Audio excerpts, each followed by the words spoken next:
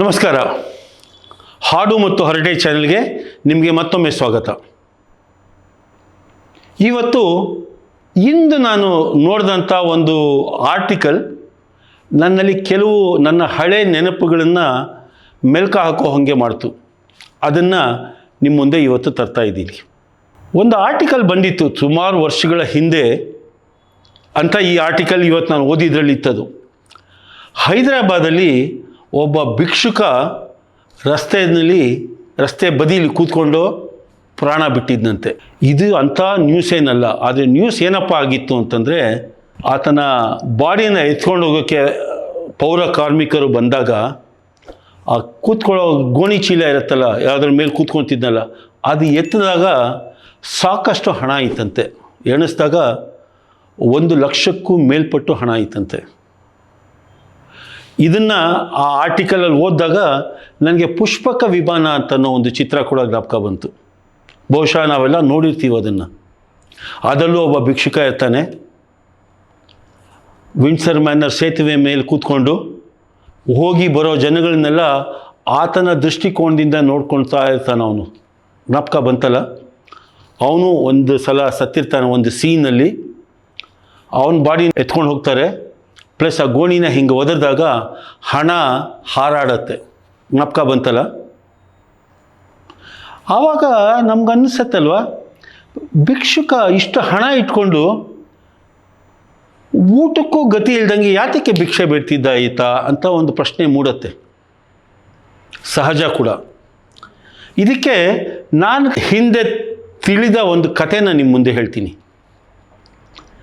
ಈ ಹಳ್ಳಿಗಳಲ್ಲಿ ಕೆಲವು ಸಲ ಕೋತಿ ಹಿಂಡುಗಳು ಬಂದು ಎಸ್ಪೆಷಲಿ ಬಾಳೆ ತೋಟ ಇರ್ಬೋದು ಅಥವಾ ಮಾವಿನ ತೋಟ ಏನಾದರೂ ಇರ್ಬೋದು, ಹಣ್ಣು ಬಿಡೋ ಸಮಯ ಇರುತ್ತಲ್ಲ, ಆ ಟೈಮಲ್ಲಿ ಹಿಂಡಾಗಿ ಬಂದು ಎಲ್ಲ ಬೆಳೆ ನಾಶ ಮಾಡಿಬಿಡುತ್ತೆ. ಬಹುಶಃ ಹಳ್ಳಿಗಳಲ್ಲಿ ಇರೋರಿಗೆ ಈ ಒಂದು ಎಕ್ಸ್ಪೀರಿಯನ್ಸ್ ಆಗೇ ಇರುತ್ತೆ. ನಾವು ಯಾರು ಕೋತಿನ ಕೊಲ್ಲಲ್ಲ, ಆದರೆ ಹಿಡಿತೀವಿ. ಸೊ ಹಿಡಿಯೋದಕ್ಕೆ ಕೆಲವು ಅರೇಂಜ್ಮೆಂಟ್ಸ್ ಮಾಡಿರ್ತಾರೆ. ಅದರಲ್ಲಿ ನಾನು ಕಂಡಂಥ ಒಂದು ಬೋನ್ ಇತ್ತು. ಅದು ಬೋನ್ ಅಂದರೆ ಮೂಳೆ ಅಲ್ಲ, ಹಿಡಿಯೋಕ್ಕಾಗುವಂಥ ಒಂದು ಬೋನ್. ಏನಪ್ಪ ಆ ಬೋನ್ ಅಂತಂದರೆ, ಒಂದು ಮರದಿಂದ ಮಾಡಿರ್ತಾರೆ. ಆದ ಬೋನ್ ಸುತ್ತಲೂ ಚಿಕ್ಕದಾಗಿ ತೂತಿರುತ್ತೆ. ಆ ತೂತಿಂದ ನೋಡಿದ್ರೆ ಒಳಗಡೆ ಏನಿರುತ್ತೆ ಅಂತ ಕಾಣೋ ಅಷ್ಟು ಮಟ್ಟಿಗೆ ಅಷ್ಟೇ ಚಿಕ್ಕದು. ಪ್ಲಸ್ ಒಂದು ಫೇರ್ಲಿ ದೊಡ್ಡ ತೂತಿರುತ್ತೆ, ತುಂಬ ದೊಡ್ಡದಲ್ಲ. ಎಷ್ಟು ದೊಡ್ಡದಪ್ಪ ಅಂತಂದರೆ, ಒಂದು ಕೋತಿ ಕೈ ಮಡಿಸ್ಕೊಂಡು ಅಲ್ಲ, ಕೈ ತೆಕ್ಕೊಂಡು ಒಳಗಡೆ ಹೋಗಬಹುದು, ಅಷ್ಟು ಮಾತ್ರ ಆಗೋಷ್ಟಿರುತ್ತೆ.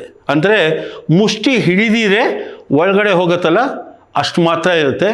ಯಾವಾಗ ಮುಷ್ಟಿ ಹಿಡಿಯುತ್ತೋ ಆವಾಗಿಂದ ಆಚೆ ಬರೋಕ್ಕೆ ಪ್ರಯತ್ನ ಪಟ್ಟರೆ ಆಗಲ್ಲ. ಈ ಥರ ಒಂದು ಬೋನ್ ತಯಾರಿಸಿರ್ತಾರೆ. ಪ್ಲಸ್ ಆ ಬೋನ್ನಲ್ಲಿ ಕೋತಿಗೆ ಟೆಂಪ್ಟ್ ಮಾಡೋಕ್ಕೆ ಅಂತ ಒಂದು ಬಾಳೆಹಣ್ಣು ಏನೋ ಒಂದು ಇಟ್ಟಿರ್ತಾರೆ. ಕೋತಿಗಳಿಗೆ ಬಾಳೆಹಣ್ಣು ತುಂಬ ಇಷ್ಟ. ಸೊ ಕೋತಿಗಳು ನೋಡುತ್ತಾ, ಬೋನ್ನಲ್ಲಿ ಬಂದು ನೋಡುತ್ತೆ. ಅದು ಕೋತಿಗೆ ಕ್ಯೂರಿಯಾಸಿಟಿ ಜಾಸ್ತಿ, ಅದಕ್ಕೆ ಮಂಕಿ ಕ್ಯೂರಿಯಾಸಿಟಿ ಅಂತಂತೀವಿ ನಾವು. ನೋಡುತ್ತೆ, ಬಾಳೆಹಣ್ಣಿರುತ್ತೆ, ಭಾಳ ಟೆಂಪ್ಟಾಗಿ ಕೈನ ಕಾಲಿಗಿರುತ್ತಲ್ಲ ಕೋತಿದು, ನೀಟಾಗಿ ಒಳಗಡೆ ಕೈ ಹಾಕತ್ತೆ. ಬಾಳೆಹಣ್ಣು ಸಿಗತ್ತೆ. ಹಿಡಿದಾಗ ಮುಷ್ಟಿ ಹಿಡಿಯುತ್ತೆ, ಎಳ್ಕೊಳ್ಳೋಕೆ ಪ್ರಯತ್ನ ಪಡುತ್ತೆ, ಆಚೆ ಬರಲ್ಲ. ಒಂದು ಸಲ ಪ್ರಯತ್ನ ಪಡುತ್ತೆ, ಬರಲ್ಲ. 2 ಸಲ ಪ್ರಯತ್ನ ಪಡುತ್ತೆ, ಬರಲ್ಲ. ಪ್ಯಾನಿಕ್ ಆಗಕ್ಕೆ ಹೋಗುತ್ತೆ. ಅದರ ಕೋತಿ ಬಾಡಿ ಸ್ಟಿಫ್ ಆಗುತ್ತೆ. ಎಷ್ಟೇ ಪ್ರಯತ್ನ ಪಟ್ಟರೂ ಆ ಸ್ಟಿಫ್ನೆಸ್ಸಲ್ಲಿ ಬಿಡಿಸ್ಕೊಳಕ್ಕಾಗಲ್ಲ. ಅದನ್ನು ಕೋತಿ ಹಿಡಿಯೋ ಜನ ಬರ್ತಾರೆ, ಕೋತಿನ ಹಿಡ್ಕೊತಾರೆ, ಅದನ್ನು ಎಲ್ಲಿ ಬಿಡಬೇಕು ಅಲ್ಲಿ ಬಿಟ್ಟು ಬರ್ತಾರೆ. ಇದು ಅವ್ರ ಕತೆ ಬಿಡಿ. ನನಗೆ ಆ ಕೋತಿ ಕತೆ ಏನಾಯಿತು ಅನ್ನೋದಲ್ಲ. ಇವತ್ತಿನ ನನ್ನ ಯೋಚನೆ ಈ ಹಿಡ್ಕೊಳ್ಳೋದಿದೆಯಲ್ಲ ಅದು. ಯಾವಾಗ ಕೋತಿಗೆ ಸ್ವಲ್ಪನಾದರೂ ಬುದ್ಧಿ ಬಂದು ಆ ಬಾಳೆಹಣ್ಣು ಬಿಟ್ಬಿಟ್ರೆ ಕೋತಿ ಕೈ ಆರಾಮಾಗಿ ಆಚೆ ಬರುತ್ತೆ. ಅದು ತಿರ್ಗಾ ಅದರ ಪಾಡಿಗೆ ಅದು ಓಡಾಡ್ಕೊಂಡಿರ್ಬೋದು. ಆದರೆ ಕೋತಿ ಬಿಡಲ್ಲ, ಹಿಡ್ಕೊಂಡೇ ಇರುತ್ತೆ. ಆ ಭಿಕ್ಷುಕ ಕೂಡ ಈ ಹಣನ ಹಾಗೆ ಇಟ್ಕೊಂಡಿದ್ದ ಅಂತ ಕಾಣುತ್ತೆ. ಹಣ ಖರ್ಚು ಮಾಡಿದ್ರೆ ಎಲ್ಲಿ ಖಾಲಿ ಆಗಿಬಿಡುತ್ತೋ ಅನ್ನೋ ಭಯಕ್ಕೆ ಅದು ಹಾಗೆ ಇಟ್ಕೊಂಡು ಭಿಕ್ಷೆ ಬೇಡಿ, ಬಹುಶಃ ಗೊತ್ತಿಲ್ಲ ಆತನ ಸೈಕಾಲಜಿ ಏನಂತ, ಬಟ್ ನನ್ನ ಊಹೆ ಭಿಕ್ಷೆ ಬೇಡಿ ಅದಲ್ಲಿ ತಿಂತಾ ಇದ್ದ ಅಂತ ಅನಿಸುತ್ತೆ. ಆತ ಏನು ಮಾಡ್ತಿರ್ತಾನೋ ಬಿಡಿ, ಅದು ಅವ್ರಿಗೆ ಸಂಬಂಧಪಟ್ಟಿದ್ದು. ಈಗ ನಾನು ಹೇಳಬೇಕು ಅಂತಿರೋದು, ನಮ್ಮಲ್ಲಿರುವಂಥ ಯಾವುದನ್ನು ನಾವು ಹಿಡ್ಕೊತೀವಿ, ಬಿಡಿಸಲಾಗದ ಬಂಧನ ನಮ್ಮದು ಯಾವುದು ಅಂತ ಯೋಚನೆ ಮಾಡೋಕ್ಕೆ. ಅಂದಾಗೆ ಈ ಕೋತಿ ಹಿಡಿಯೋದಿದೆಯಲ್ಲ, ಆ ಟ್ರ್ಯಾಪ್ಗೆ, ಬೋನ್ಗೆ, ಅದಕ್ಕೆ ಅಂತಲೇ ಒಂದು ಹೇಳಿಕೆ ಬಂದಿದೆ, ಮಂಕಿ ಟ್ರ್ಯಾಪ್ ಅಂತ. ಅಂದರೆ ಯಾವ ರೀತಿ ಕೋತಿ ತನ್ನನ್ನು ತಾನೇ ಟ್ರ್ಯಾಪ್ ಮಾಡಿಕೊಂಡು ಆಚೆ ಬರೋಕ್ಕಾಗ್ದಿರೇ ಒದಲಾಡ್ತಾ ಇರುತ್ತಲ್ಲ, ಆ ಥರ ನಮ್ಮಗಳ ಜೀವನದಲ್ಲೂ ಒಂದು ಮಂಕಿ ಟ್ರ್ಯಾಪ್ ಇದ್ದೇ ಇರುತ್ತೆ. ಅದ್ರ ಕಡೆ ಗಮನ ಕೊಡಬೇಕಷ್ಟೆ. ಕೆಲವ್ರಿಗೆ ಹಣ ಸಂಪಾದನೆ ಮಾಡೋದು ಅದು ಟ್ರ್ಯಾಪ್ ಆಗಿರುತ್ತೆ. ಎಷ್ಟು ಮಾಡಿದ್ರೂ ತೃಪ್ತಿ ಇಲ್ಲ, ಮಾಡ್ತಾನೇ ಇರ್ತಾರೆ, ಅದರಲ್ಲೇ ನರಳಾಡ್ತಾ ಕೂಡ ಇರ್ತಾರೆ. ತುಂಬ ಜನಕ್ಕೆ ಪ್ರೀತಿ ಕೆಲವ್ರ ಮೇಲೆ ಜಾಸ್ತಿ ಆಗಿರುತ್ತೆ. ಕಾರಣ ನೂರಾರು. ನಮ್ಮ ಕಣ್ಮುಂದೆ ಸಾಕಷ್ಟು ಎಕ್ಸಾಂಪಲ್ ಇದೆ ಅಲ್ಲ. ಒಬ್ಬ ಮಗನ ಮೇಲೆ ಎಕ್ಸ್ಟ್ರಾ ಪ್ರೀತಿ, ಅಥವಾ ಒಬ್ಬ ಮಗಳ ಮೇಲಿರೋ ಎಕ್ಸ್ಟ್ರಾ ಪ್ರೀತಿ ಇನ್ನೊಬ್ಬರಿಗೆ ಸಿಕ್ಕಿಲ್ಲ ಅಂತ ಎಷ್ಟು ಅನಾಹುತ ಆಭಾಸಗಳು ನಡೆದೋಗಿರುತ್ತಲ್ಲ. ಕೋಪ, ತುಂಬ ಜನಕ್ಕೆ ಕೋಪ ಇದೆ. ಕೋಪ ಬಿಡಬೇಕು ಅಂತ ಉಪದೇಶನೂ ತಲುಪಿರುತ್ತೆ, ಆದರೆ ಬಿಡಲ್ಲ. ಹಿಡ್ಕೊಂಡೇ ಇರ್ತೀವಿ ಆ ಕೋಪನ. ಆ ಕೋಪದ ಜೊತೆನೇ ಜೀವನ ಮಾಡ್ತಾ ಇರ್ತೀವಿ. ಎಷ್ಟು ನರಳಾಟ ತಮಗೆ, ತಮ್ಮ ಸುತ್ತಮುತ್ತಲ ಇರೋರಿಗೆ ಇರುತ್ತೆ. ಇದೇ ರೀತಿ ವಿಧ ವಿಧವಾದ ಮಂಕಿ ಟ್ರ್ಯಾಪಲ್ಲಿ ನಾವು ಸಿಕ್ಕಾಕೊಂಡಿರ್ತೀವಿ. ಹೇಗೆ ನಾವು ಅದನ್ನು ಬಿಡಿಸ್ಕೊಳ್ಳೇಬೇಕು. ಯಾಕೆ ಅಂತಂದರೆ, trap is always not good. No, freedom is always good. Trap ಆಗೋದು ಬೇಡ. ನಮ್ಮ ಯಾವುದೇ ಒಂದು ಯೋಚನೆಗಾಗಲಿ ವಿಕಾರಕ್ಕಾಗಲಿ ನಾವು ಟ್ರ್ಯಾಪ್ ಆಗೋದು ಬೇಡ. ಅದರಿಂದ ಮುಕ್ತರಾಗಿ ಹೇಗೆ ನಡಿಬೇಕು, ಯೋಚನೆ ಮಾಡಬೇಕು ಅಂತ ತಿಳ್ಕೊಂಡ್ರೆ ನಮ್ಮ ಯೋಚನೆಗಳು ಸರಿಯಾದ ರೀತಿಯಲ್ಲೇ ಇರುತ್ತೆ. ಯಾವುದೇ ರೀತಿ ಹುಚ್ಚು ತುಂಬ ಒಳ್ಳೆಯದು ಅಲ್ಲ. ಯಾವ ರೀತಿ ನಾವು ಹೋಗ್ಬೋದು?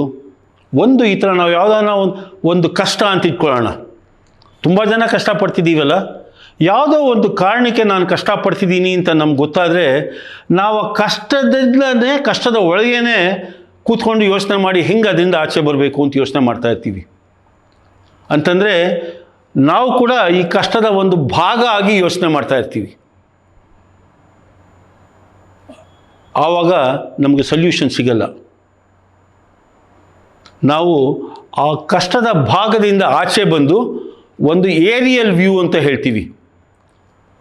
ಯಾವಾಗ ನಾವು ಅದರಿಂದ ಹೊರಟು ನಾನು ಬೇರೆ, ನಾನು ಪಡ್ತಿರೋ ಕಷ್ಟ ಬೇರೆ ಅಂತ ಯೋಚನೆ ಮಾಡಿ, ನಾನು ಬೇರೆಯಾಗಿ ಆ ಕಷ್ಟನ ಯಾವಾಗ ನಾನೇ ವ್ಯಾಖ್ಯಾನ ಮಾಡ್ತೀನಲ್ಲ, ಇಂಟರ್ಪ್ರಿಟ್ ಮಾಡ್ತೀನಲ್ಲ, ಆಗ ಅದಲ್ಲಿ ಏನು ತಪ್ಪಿದೆ ಅನ್ನೋದು ನನಗೆ ಬಹಳ ಕ್ಲಿಯರಾಗಿ ಕಾಣುತ್ತೆ. ಕಂಡಿಲ್ಲ ಅಂದರೆ ನನ್ನಂಥ ಸಾವಿರಾರು ಜನ ಮೆಂಟರ್ಗಳಿದ್ದಾರೆ. ಯಾರಾದರೂ ಒಬ್ಬರ ಹತ್ರ ಹೋಗಿ, ಯಾಕೆಂದರೆ ಕಷ್ಟ ಪಡ್ತಾ ಅದರಲ್ಲೇ ಈಜಾಡ್ತಾ ಇರೋದ್ರಲ್ಲಿ ಯಾವುದೇ ರೀತಿ ಸಂತೋಷ ಇಲ್ಲ, ಸುಖನೂ ಇಲ್ಲ, ನೆಮ್ಮದಿನೂ ಇಲ್ಲ. ಅದರ ಬದಲು ನಮಗೆ ನಾವೇ ಸ್ವಯೋಚನೆಯಿಂದ ಏನು ಕಷ್ಟ ಅನ್ನೋದಕ್ಕೆ ನಾವು ಸೊಲ್ಯೂಷನ್ ಕಂಡುಹಿಡ್ಕೊಳ್ಳೋಣ. ಆಗಿಲ್ಲ ಅಂತಂದರೆ ಮೆಂಟರ್ ಹತ್ರ ಹೋಗೋಣ. ನಮ್ಗೆ ಯಾವಾಗಾನ ಕಾಯಿಲೆ ಬಂದರೆ ಡಾಕ್ಟರ್ ಹತ್ರ ಹೋಗ್ತೀವಲ್ವ, ಅದೇ ರೀತಿ ನಮ್ಮ ಜೀವನದಲ್ಲಿ ಏನಾದರೂ ಒಂದು ತೊಂದರೆ ಆಯಿತು ಅಂತಂದರೆ ಅದನ್ನಲ್ಲೇ ಈಜ್ತಾ ಇರೋ ಬದಲು ಇನ್ನೊಬ್ಬರ ಹತ್ರ ಹೋಗಿ ಯಾವ ರೀತಿ ನಾವು ಅದನ್ನು ನಮ್ಮ ಜೀವನನ ಸುಲಭ ಮಾಡ್ಕೊಳ್ಳೋದು ಅನ್ನೋ ಯೋಚನೆ ಮಾಡೋದು ಸರಿಯಾದ ರೀತಿ. ಅದ್ರ ಕಡೆ ಗಮನ ಕೊಡೋಣ. ಸೊ ನಾವು ಯಾವುದೇ ಕಾರಣಕ್ಕೂ ಯಾವುದೇ ರೀತಿಯ ಮಂಕಿ ಟ್ರ್ಯಾಪಲ್ಲಿ ಸಿಕ್ಕಾಕೊಳ್ಳೋದು ಬೇಡ. ಅದರಿಂದ ಸಿಕ್ಕಾಕೊಂಡ್ರೆ ಅಪ್ಪಿತಪ್ಪಿ ಯಾವ ರೀತಿ ಆಚೆ ಬರೋದು ಅನ್ನೋದ್ರ ಬಗ್ಗೆ ಗಮನ ಇಡೋಣ. ಐಡಿಯಾ ಕರೆಕ್ಟ್ ಅಲ್ವಾ? ನಿಮಗೆ ಚೆನ್ನಾಗಿದೆ ಅನಿಸಿದ್ರೆ ಸ್ವಲ್ಪ ನಿಮ್ಮ ಬಗ್ಗೆನೇ ಯೋಚನೆ ಮಾಡಿ. ನೀವು ಯಾವ ಟ್ರ್ಯಾಪಲ್ಲಿ ಸಿಕ್ಕಾಕೊಂಡಿದ್ದೀರಾ? ಯಾವ ಟ್ರ್ಯಾಪ್ ನಿಮ್ಮನ್ನು ತೊಂದರೆಗೆ ಈಡು ಮಾಡ್ತಾ ಇದೆ? ಅದರಿಂದ ಯಾವ ರೀತಿ ಆಚೆ ಬರಬೇಕು ಅಂತ ಯೋಚನೆ ಮಾಡ್ತೀರಾ? ಯೋಚನೆ ಮಾಡಿ, ಆಚೆ ಬನ್ನಿ, ಸಂತೋಷವಾಗಿರಿ. ಇದರಲ್ಲಿ ಯಾವುದನ್ನ ನಿಮಗೆ ಹಂಚ್ಕೋಬೇಕು ನನ್ನ ಜೊತೆ ಅಂತ ಅನಿಸಿದ್ರೆ, ಅಥವಾ ನಮ್ಮಗಳ ಜೊತೆ ಹಂಚ್ಕೋಬೇಕು ಅನಿಸಿದ್ರೆ, ದಯವಿಟ್ಟು ಒಂದು ಕಾಮೆಂಟ್ ಮಾಡಿ. ಯಾಕೆಂದರೆ ಜೀವನದಲ್ಲಿ ಬಹಳ ಸಲ ನಾವು ಕಲಿತ ಪಾಠ ಬೇರೆಯವ್ರಿಗೆ ದಾರಿದೀಪ ಆಗುತ್ತೆ ಅಲ್ವೇ? ಆಗಲಿ, ಒಳ್ಳೆಯದೇ ಅಲ್ವ? ಆ ಕಾರಣಕ್ಕೆ ಕಾಮೆಂಟ್ ಮಾಡಿ. ಇನ್ನೂ ಸಿಕ್ಕಾಕೊಂಡು ನಾವಿನ್ನೂ ಒದ್ದಾಡ್ತಾ ಇದ್ದೀವಿ ಅಂತ ಏನಾದರೂ ಅನಿಸಿದ್ರೆ ದಯವಿಟ್ಟು ನನ್ನನ್ನು ಸಂಪರ್ಕಿಸಿ. ನನ್ನಂಥ ಸಾವಿರಾರು ಮೆಂಟರ್ಗಳಿದ್ದಾರೆ, ಅವರು ಆ ಟ್ರ್ಯಾಪಿಂದ ಹೆಂಗೆ ಆಚೆ ಬರೋದು ಅನ್ನೋದಕ್ಕೆ ನಿಮಗೆ ಸಹಾಯ ಮಾಡೇ ಮಾಡ್ತಾರೆ. ಈ ಒಂದು ಚಿಂತನೆ ನಿಮ್ಗೆ ಇಷ್ಟ ಆಗಿದ್ದರೆ ದಯವಿಟ್ಟು ಈ ಎಪಿಸೋಡ್ಗೆ ನಿಮ್ಮ ಒಂದು ಲೈಕ್ ಇರಲಿ, ದಯವಿಟ್ಟು ಶೇರ್ ಮಾಡಿ. ನನ್ನ ವ್ಯೂವರ್ಶಿಪ್ಗೆ ಅಂತೆಲ್ಲ ಕೇಳ್ತಿರೋದು, ಜೀವನದಲ್ಲಿ ಬಹಳಷ್ಟು ಜನ ನಮಗೆ ಗೊತ್ತೋ ಗೊತ್ತಿಲ್ವೋ ಅವರು ಅವ್ರದ್ದೇ ಟ್ರ್ಯಾಪಲ್ಲಿ ಬಿದ್ದು ಒದ್ದಾಡ್ತಾ ಇರ್ತಾರೆ. ನಾವು ಮಾಡೋ ಒಂದು ಶೇರ್, ಅದು ನಾವು ಅವ್ರಿಗೆ ಮಾಡೋ ಒಂದು ಸಹಾಯ ಅಂತ ಅಂದ್ಕೊಂಡು ದಯವಿಟ್ಟು ಶೇರ್ ಮಾಡಿ. ಒಳ್ಳೆಯ ವಿಚಾರ ಹಂಚಲಿ ಅಲ್ವೇ? ತಪ್ಪೇನಿಲ್ಲ, ಅದರಿಂದ ಒಳ್ಳೆಯದೇ ಆಗುತ್ತೆ. ಹಾಡು ಮತ್ತು ಹರಟೆ ಚಾನೆಲ್ಗೆ ನೀವಿನ್ನೂ ಸಬ್ಸ್ಕ್ರೈಬ್ ಮಾಡಿಲ್ಲ ಅಂದರೆ ದಯವಿಟ್ಟು ಸಬ್ಸ್ಕ್ರೈಬ್ ಮಾಡಿ. ಯಾವಾಗಲೂ ಹೇಳೋ ಹಾಗೆ ನಿಮ್ಮ ಸಹಾಯ, ನಿಮ್ಮ ಸಹಕಾರ, ನಿಮ್ಮ ಉತ್ತೇಜನ ನನಗೆ ಆಕ್ಸಿಜನ್. ನಮ್ಮ ಈ ಸಂವಾದ ಹೀಗೆ ಮುಂದುವರಿಯಲಿ ಅಂತ ಕೇಳ್ಕೊಳ್ತಾ ಮುಂದಿನ ಸಂಚಿಕೆಯವರೆಗೆ ನಮಸ್ಕಾರ.